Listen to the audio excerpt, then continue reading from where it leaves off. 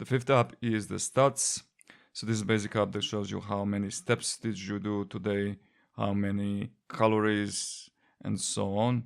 You can see that here are some limits. For example, here says 20 out of 400, 6,000 steps. So I'm aiming to do 6,000 steps a day and so on.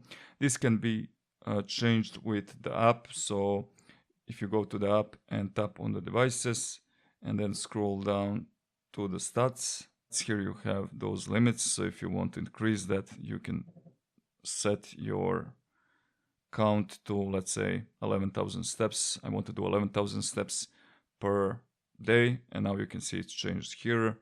I want to lose more calories, 800 calories, and now you can see it's changed again here. So that's how you can change that.